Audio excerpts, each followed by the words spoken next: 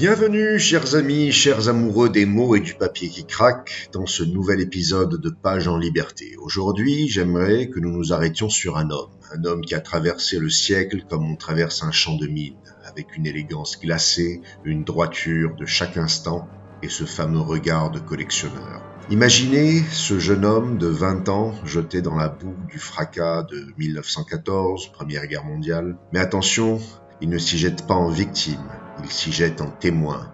Là où d'autres ne voient que le chaos, lui, il décide de sculpter la foudre.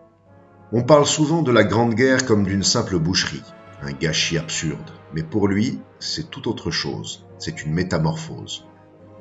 Dans son premier grand livre, Orage d'acier, les obus ne sont pas simplement du métal hurlant. Ils sont les instruments d'une symphonie barbare, une force brute qui accouche d'un monde nouveau, sous nos yeux. Il ne s'agit pas d'une petite politique de couloir, non, c'est bien plus profond, c'est une affaire de tempérament, une question de forme, au sens noble du terme. Écoutez cette prose, mes chers amis.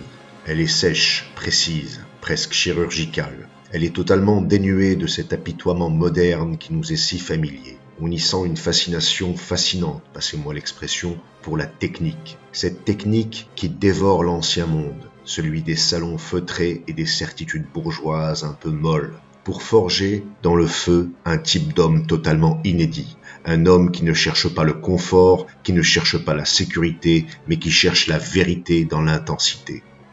Puis, il y a ce second texte, plus secret, plus nerveux, presque plus intime, Bocteau 125. Là, on quitte la grande fresque des plaines dévastées pour le huis clos étouffant du secteur de combat. C'est le journal d'une attente, d'une tension métaphysique. À travers ces pages, on devine une idée force, celle que la modernité, dans ce qu'elle a de plus brutal et de plus mécanique, exige en retour un recours à des racines plus dures, plus anciennes et plus nobles.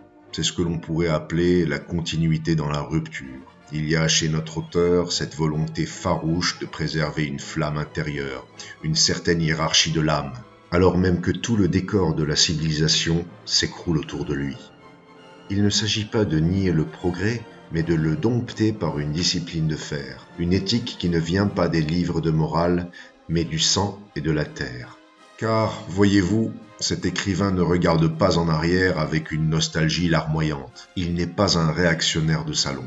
Il regarde devant lui, mais avec des yeux d'autrefois. Il cherche ce mariage impossible et pourtant nécessaire entre la puissance de la machine de guerre et la discipline millénaire du chevalier. C'est une quête de stabilité au cœur même du mouvement. Une manière d'être au monde qui refuse le désordre tiède de ce qu'on appelle trop souvent le progrès sans âme. Il nous décrit, avec une précision qui donne parfois le frisson, des visages de soldats qui finissent par ressembler à des masques d'acier. Des hommes qui ont trouvé, au fond de la tranchée, dans le sacrifice pur, une forme de liberté supérieure, presque mystique. On y sent poindre, entre les lignes de ces carnets de guerre, l'aspiration profonde à un ordre nouveau. Un ordre qui ne doit rien au discours, rien au bulletin de vote, mais tout à la force de caractère, à la tenue et à la beauté tragique du geste. Alors bien sûr, le style est souverain. Chez lui, on est à des lieux de la plainte et de la complainte. C'est une littérature de la volonté pure, une écriture qui nous rappelle avec force que parfois, pour sauver l'essentiel, pour sauver ce qui fait qu'un homme est un homme, il faut savoir affronter l'hiver le plus sombre avec la tête haute et le cœur bien accroché. Ernst Junger, puisque c'est de lui qu'il s'agit, n'était pas un témoin comme les autres. Il était le sismographe d'un séisme qui n'en finit pas de secouer nos consciences encore aujourd'hui. Il nous murmure que l'honneur n'est pas une valeur du passé, mais une nécessité de futur. Un aristocrate de l'orage, tout simplement. Un homme qui, au lieu des ruines, se tenait droit, une fleur de givre à la boutonnière. Voilà, chers amis, relire ces pages, c'est un peu comme manipuler un explosif avec des gants de velours. On en ressort avec une certitude. Face aux tempêtes de l'histoire, seuls ceux qui possèdent une colonne vertébrale de fer ne sombrent pas. Junger nous offre ici une leçon de tenue, une invitation à chercher par-delà les mondes ce qui ne meurt jamais. C'était Pages en Liberté.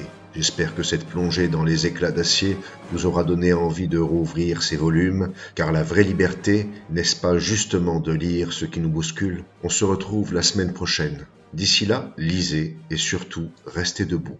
À bientôt.